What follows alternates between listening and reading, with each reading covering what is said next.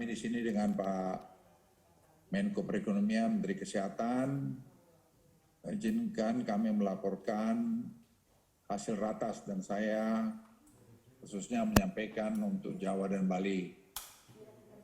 Ketika menghadapi varian Delta, Presiden menyampaikan bahwa pemerintah terus mencari titik keseimbangan antara gas dan rem. Tidak boleh menginjak rem terlalu dalam, begitupun tidak boleh melonggar gas terlalu longgar. Hal ini terus tergambar dalam menata keseimbangan antara kepentingan kesehatan dan kepentingan ekonomi. Amanat tersebut akan kami jaga dan pegang teguh, supaya pemerintah terus tahu dan terus tanggap dalam tiap perubahan keadaan yang ada, baik dari sisi kesehatan maupun sisi ekonomi. Sebagian dari proses menuju endemi, pemerintah tidak berharap akan terjadi 0 kasus di Indonesia. Kita harus menyadari bahwa virus akan selalu berada dan beredar di tengah-tengah kita. Tiap hari ini tetap akan berpegang teguh pada tujuan dan arah kebijakan dalam penanganan pandemi COVID-19 yang dipegang secara konsisten.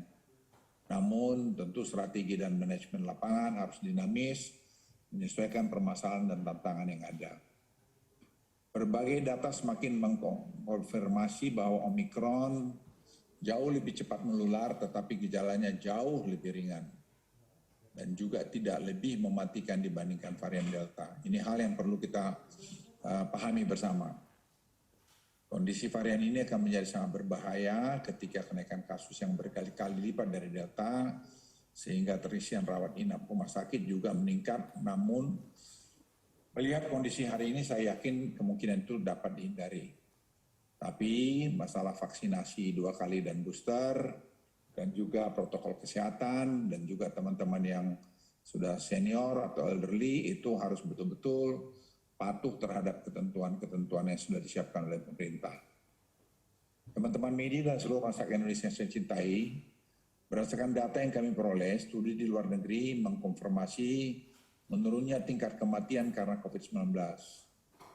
Misalnya pada pertengahan tahun 2020, COVID-19 dideteksi 13 kali lebih mematikan dari flu biasanya. Namun pada awal tahun 2022 ini, COVID-19 diprediksi yang Omikron diprediksi hanya 2 kali lebih mematikan dari flu. Jadi Omikron ini hanya 2 kali lebih parah dari penyakit flu. Sejak 44 hari dari tanggal 1 Januari 2022, kasus puncak Omikron sampai dengan saat ini belum melebihi puncak Delta di tahun lalu. Padahal jika kita merujuk ke negara lain, puncak Omikron biasanya 3-4 kali lebih tinggi dari puncak Delta. Tingkat rawat inap rumah sakit dan tingkat kematian juga masih jauh lebih rendah daripada periode Delta. Tapi ini juga tidak mengurangi tingkat kehati-hatian kita. Namun data ini perlu dipahami oleh kita semua untuk tidak memperlakukan Omikron ini sama seperti periode Delta yang lalu. Pola yang sama juga terlihat di Jawa Bali. Penambahan kasus di Jawa Bali terlihat melambat, namun terjadi peningkatan kontribusi di luar Jawa Bali. Dalam 7 hari terakhir, Provinsi Banten, Jawa Barat, dan Bali menjadi 3 provinsi yang tren kasusnya lebih tinggi dari puncak Delta. Namun, belum seperti yang kita diprediksi banyak orang, 3 atau 4 kali lebih tinggi dari Delta. Berita positifnya, tren kasus di DKI Jakarta menunjukkan tanda-tanda mulai melewati puncaknya. Baik kasus harian, kasus aktif, maupun rawat inap mulai menunjukkan penurunan. Namun peningkatan mulai terjadi di DIY, Jawa Timur, dan Jawa Barat. Tetapi itu pun masih di bawah puncak Delta. Tidak hanya kasus, jumlah rawat inap rumah sakit di Provinsi Jawa Bali sebagian besar masih jauh lebih rendah dibandingkan dengan Delta. Tapi Bapak Ibu sekalian, teman-teman setanah air, jangan juga berpikir bahwa pemerintah menganggap enteng. Tidak, saya hanya membicarakan data yang ada. Yang jangan membuat kita jadi ketakutan berlebihan. Tetapi tetap kita harus super hati-hati menghadapi perilaku dari Omikron ini yang masih banyak juga yang belum kita tidak tahu. Hari ini, bed occupancy ratio yang dipublikasikan oleh pemerintah sebenarnya belum mencerminkan kapasitas maksimum. Jika pemerintah menggunakan kapasitas maksimum tempat tidur seperti yang terjadi pada puncak Delta yang lalu, maka bor yang Anda lihat akan jauh lebih rendah. Misalnya, tempat tidur yang disiapkan di Jawa Bali hari ini hanya sekitar 55.000, di mana terisi 21.000 tempat tidur, sehingga terlihat bor saat ini di angka 39%. Bila menggunakan kapasitas maksimal di angka 87.000 tempat tidur seperti saat Delta, maka bor hari ini di Jawa Bali hanya terisi 25% saja. Angka ini masih jauh di bawah standar WHO, yaitu sebesar 60%. Satu catatan lainnya adalah terkait tingkat kematian. Pada tingkat kasus harian yang sama pada 13 Februari yang lalu sebanyak 44.000 kasus, tingkat kematian harian pada periode Delta mencapai lebih dari 1.000 kematian per hari, dibandingkan dengan 111 yang terjadi kemarin. Teman-teman media dan seluruh masyarakat Indonesia yang saya cintai, dengan data tersebut saya meminta masyarakat tidak perlu terlalu khawatir berlebihan ketika kasus masih naik cukup tinggi atau ketika sekitar kita mulai banyak orang terkena infeksi dari varian ini. Bahkan di kantor saya sudah cukup banyak yang dilakukan tes dan hasilnya positif. Nah, termasuk di keluarga saya, anak cucu saya, supir saya dan sebagainya. Namun dari pengalaman kita semua itu saya kira di sekeliling kita sama, mereka tidak terlalu lama kemudian menjadi negatif kembali. Mereka hanya perlu diisolasi mandiri, mengkonsumsi obat-obatan yang dianjurkan dan beristirahat di rumah. Karena data menunjukkan bahwa sebagian besar masyarakat terinfeksi hanya mengalami OTG bahkan gejala ringan. Saya perlu menegaskan bahwa mereka yang bergejala berat hingga meninggal teridentifikasi sebagai orang-orang yang memiliki komorbid, lansia atau belum melakukan vaksinasi lengkap. Kelompok-kelompok inilah yang perlu diwaspadai, membatasi aktivitas pribadi hingga mawas diri. Saya mohon sekali lagi, jangan ada rakyat diprovokasi untuk tidak mau divaksin. Karena rata-rata yang meninggal itu adalah orang yang belum divaksin lengkap, apalagi belum di booster, dan apalagi sudah memiliki komorbid dan juga sudah tua. Kita punya tanggung jawab pada sekeliling kita masing-masing. Diharapkan pada karakteristik Omikron yang berbeda dengan varian Delta, dan melihat perkembangan situasi rumah sakit yang ada, dengan tetap mengedepankan aspek kesehatan, pemerintah masih melihat adanya ruang bagi kita untuk tidak menginjak rem terhadap ekonomi terlalu dalam. Ini dilakukan semata-mata terus menjaga keseimbangan sektor kesehatan dan ekonomi tetap baik. Untuk itu periode PPKM minggu ini, pemerintah akan menyesuaikan kembali batas maksimum work from office di level 3 yang sebelumnya 25% menjadi 50% atau lebih. Selain itu, aktivitas seni budaya dan sosial masyarakat serta fasilitas umum seperti tempat wisata juga dinaikkan menjadi 50%. Detail dari peraturan ini akan tertuang nanti dalam Inmendagri yang akan keluar hari ini. Dengan begitu, para pedagang di pinggir jalan, mulai dari tukang gorengan, tukang bakso hingga para pekerja seni seperti penampilan wayang dan para aktor drama dapat tetap melakukan aktivitas dan tidak perlu dirumahkan akibat dampak kebijakan ini. Namun saya titip penerapan protokol kesehatan harus tetap disiplin, utamanya dalam penggunaan masker. Dan sekali lagi juga jangan lupa untuk melakukan vaksinasi 1, 2, dan booster. Karena vaksin sangat cukup, saya ulangi sangat cukup, tidak ada masalah. Secara spesifik saya juga meminta kepada pemerintah daerah dan Forkominda setempat agar berhati-hati dan tetap humanis dalam tiap melakukan himbauan pada masyarakat. Utamakanlah penerapan protokol kesehatan dibandingkan sekedar membubarkan.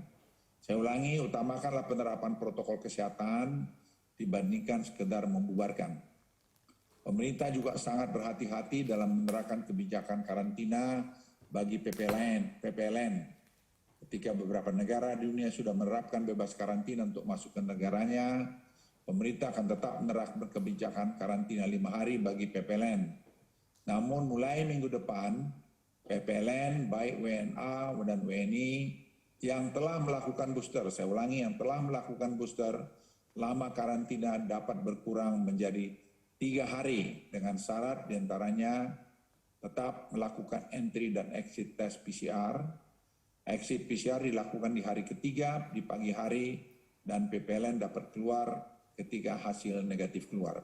PCR test ini bisa cuma berapa jam. PPLN yang sudah selesai karantina dihimbau tetap melakukan PCR test mandiri di hari kelima.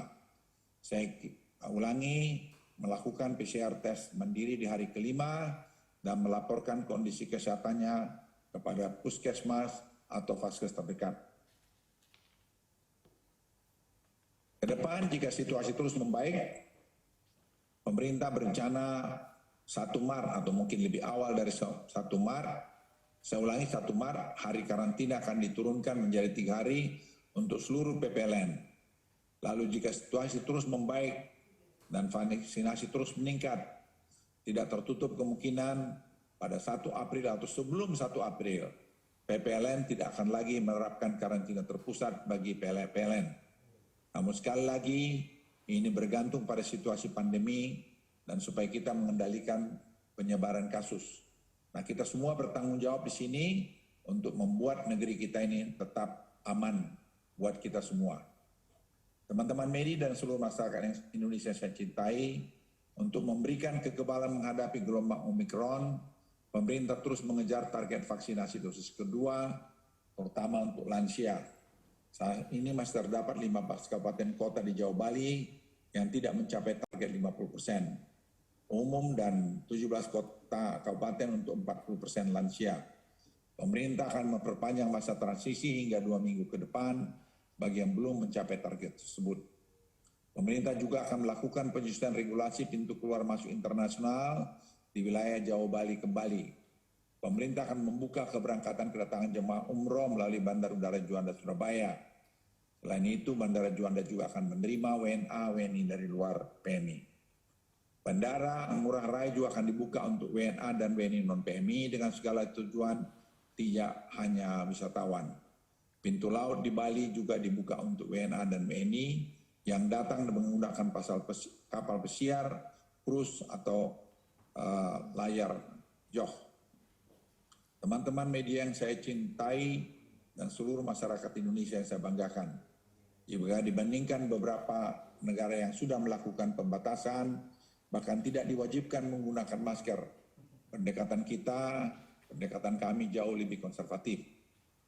Hal ini dilakukan agar sistem kesehatan kita tetap terjaga, meminimalkan terjadinya kematian, karena menurut kami kehilangan 1 nyawa sangat berharga. Setelah 2 tahun kungkung di pandemi COVID-19 ini, rasanya kita harus siap beradaptasi dengan ketidakpastian ini. Pemerintah minta masyarakat tidak perlu panik dengan varian Omikron, namun kata kita hanya perlu waspada dengan tetap terus menerapkan protokol kesehatan. Marilah kita terus berdoa dan berusaha, semoga Tuhan yang Maha Kasih senantiasa memberikan kesehatan dan keselamatan buat kita semua dan kita keluar dari badai COVID-19. 111. Tapi kalau kita lihat yang meninggal ini, tadi persentasenya sudah dipaparkan oleh Pak Menteri Kesehatan, itu 60%, kalau saya tidak keliru tadi itu orang yang belum divaksin, ya, orang yang belum divaksin.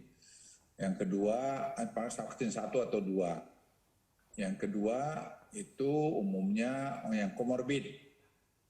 Dan yang ketiga, orang-orang yang sudah tua. Jadi kekhawatiran kita tidak ada yang berlebihan. Kalau memang dia sudah divaksin, sudah 2 kali, sudah booster, tidak ada komorbid, ya jalan-jalan aja, tidak perlu ada yang dikhawatirkan berlebihan. Kita belum ada lihat untuk ada pengetatan lagi, tidak. Justru kita pelonggaran yang kita lakukan, tetapi dengan monitoring yang ketat. Memang Jakarta kelihatan dari 3 hari, 4 hari terakhir ini sudah mulai kelihatan ada pelandaian. Dan juga sebenarnya belum sampai melewati Delta. Nah, kita lihat nanti 1 minggu ke depan ini. Kalau itu terjadi berarti kita Jakarta sudah akan selesai. Tapi daerah lain ada yang baru mulai. Jawa Barat sekarang baru mulai. Tapi yang lebih lambat lagi saya lihat itu adalah Jogja. Jogja itu di sini sudah mau naik kencang, Jakarta di Jogja itu masih flat gitu loh. Jadi kita sih percaya bahwa hasil vaksinasi kita, dosis 1 maupun dosis 2 itu berjalan dengan baik. Dan kedua, disiplin kita juga itu selama jalan baik. Kemudian tadi penanganan komorbid. Dan itu saya kira kita terima kasih kepada masyarakat Indonesia yang cukup disiplin, mematuhi aturan-aturan yang diberikan oleh pemerintah. Jadi kami sampai hari ini belum melihat ada keinginan untuk pengetatan lagi, justru kami mendorong dengan protokol kesehatan yang ketat dan kami sudah divaksin 2 kali, apalagi sudah booster, dengan prokes yang ketat, silakan aja jalan kemana-mana, masuk ke mall, segala macam, gunakan peduli lindungi dan seterusnya. Kemudian ya pakai itu juga PCR sekali-sekali atau antigen untuk tadi memeriksakan sendiri kalau ada simptom di dirinya. Itu saja dari saya. Jadi sekali lagi untuk teman-teman media, jangan memberikan ratusan gitu. Sepertinya kayaknya udah besar sekali. Tidak ada kekhawatiran. Anda bisa lihat rumah sakit, juga tidak ada kekhawatiran berlebihan. Seperti misalnya Wisma Atlet, itu jadi ukuran kita yang paling baik karena jumlahnya yang paling banyak di sana. Jadi penelitian dilakukan Menteri Kesehatan juga di sana. Rumah sakit Soloso ya. Terus kemudian Rumah Sakit Persahabatan, itu tempat-tempat kami menjadi indikator juga Pertamina.